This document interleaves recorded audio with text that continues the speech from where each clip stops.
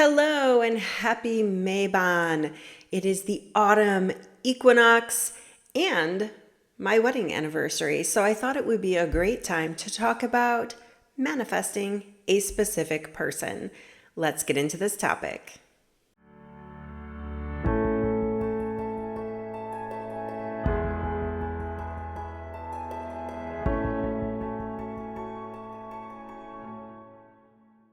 Hello, everyone. I'm Tammara-Nicole Gardner. I'm the author and creator of the 12 Guiding Stars system. And in today's video, we're talking about a widely popular topic in the manifestation community, and that is how to manifest a specific person, or how to manifest love into your life or a romantic partnership. And I thought that this would be an appropriate topic for today's video because on the day that I am recording this, it is my wedding anniversary. It is also Mabon, or the Autumn Equinox, and this is a day when we experience an equal amount of lightness and darkness. So we have an equal amount of hours during the daytime where it's light outside and an equal amount of hours of darkness in the nighttime. It's a time on the pagan calendar where we respect balance, polarity, that we appreciate the necessity of some tension between opposing forces in order to push us to grow, expand, and evolve in this matrix. So it's a very special day and a very appropriate day for talking about partnership and marriage and love. So let's get into this topic.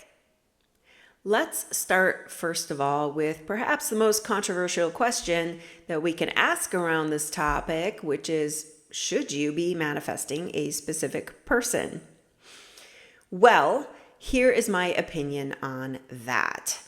I believe that in the matrix, we have a distinct ability, a powerful, amazing, magical ability to manifest objects and things with relative ease. This is why you can visualize something in your mind and have it appear in your physical reality. Things like a house, things like a car. If you want to test yourself and see if you can manifest a specific type of bird feather while you're taking a walk, you can do those things because objects and things are illusions in our matrix. They're really just, they have to do a lot more with our perception of reality than reality itself. But when we are manifesting a specific person or a romantic relationship, we are trying to attract a person to us. And in my opinion, the human soul is the only thing in the matrix that is real. So you cannot create a human soul. You can only attract to you something that already exists, unlike objects where you can visualize something that doesn't have physical existence yet in this reality and make it appear in your physical reality. When it comes to attracting people, we have to work with what we have. And so I think that's a nuanced difference in manifestation that you have to just keep in mind. And I believe that we are meant to attract or draw in specific types of people, not necessarily a specific person per se. And that is because I believe that relationship is a sacred experience. I liken this to how the moon emits no light of her own. And so we can only see her when she stands opposite the sun and she reflects the light of the sun, and then the moon becomes visible for us. That's a full moon. That's how a full moon is created. The sun and the moon stand opposite each other in the sky.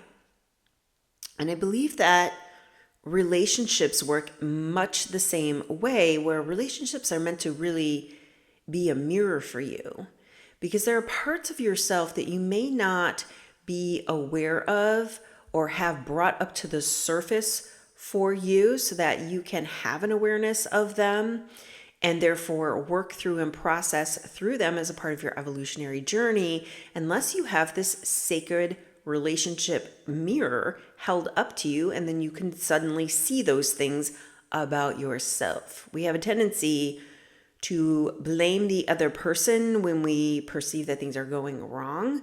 But really, relationships are all about us. It's all about how you are responding and reacting within relationship to another. That is really what you need to tune into and pay attention to. So when you are considering what type of person you want to attract, I am cautious about recommending making an arbitrary checklist. Now, you will hear some manifestation teachers say get really specific, get really clear about the type of person you want to attract, and make a laundry list of things like how tall you want them to be, what color hair you want them to have, what kind of job should they have, how much money do they make, and so on and so forth. I appreciate the list, I do. But I also want you to consider that we're not really attracted to a checklist. We are, again, you can't create people. The people that exist are the people that exist that are available to you, right? To attract in as a dating or romantic or a marriage partner. So what we're really looking for is the energy. We are attracted to energy, right? And we are energetically attracted to those individuals who are going to serve as a mirror for us. We attract the person we're meant to attract in order to work on the things that we are meant to work on within ourselves. That doesn't mean that you shouldn't have standards. We do want this relationship to function in a healthy, beautiful, and supportive way while you are learning these lessons. But I want to emphasize for you that we are attracted to energy. And you may have had this experience where you've been attracted to someone that in your conscious mind you knew was completely toxic for you, but you had a compulsion to want to be around them nevertheless. Or maybe you've had the opposite experience where someone looks fantastic on paper. They do check all the boxes on your list and there is zero chemistry. There's no attraction. And it's like, what is wrong with me because this person is perfect? We are attracted to energy. We are drawn to the people that we need to be drawn to in order to learn certain lessons within this matrix that we are meant to learn.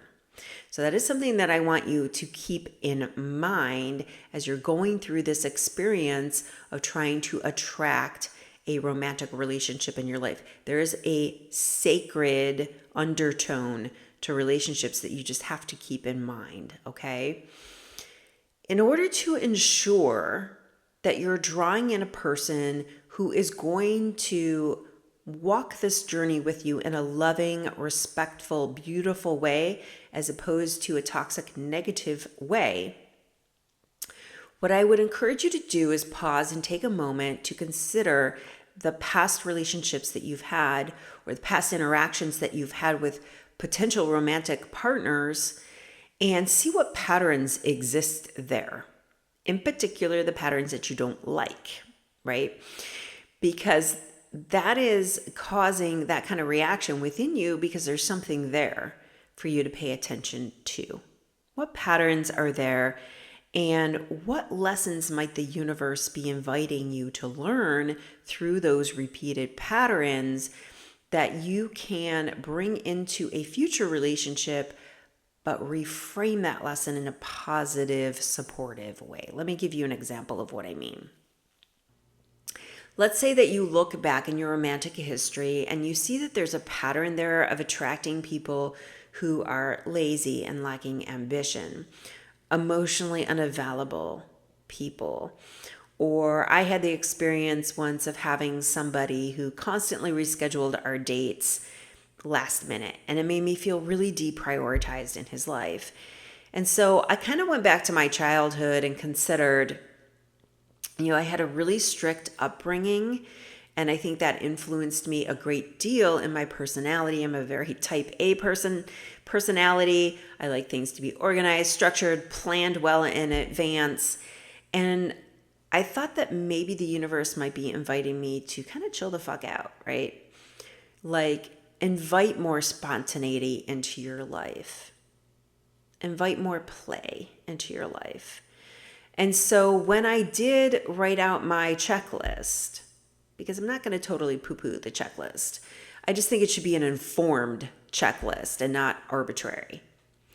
When I wrote out my checklist, I included on there somebody who was adventurous and spontaneous and would teach me how to invite a little more play into my life in a respectful way, not a I'm going to stand you up on the date kind of way.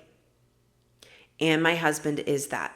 My husband and I go on all kinds of spontaneous day trips and things, and it's really nice. It's really enriched my life in a way that wasn't being enriched previously. Bottom line here is look at the pattern, look for the lesson, and then when you go to write that checklist, write an informed checklist that is seeking the person who is going to support your soul on its unique journey and the way that you really need to be supported.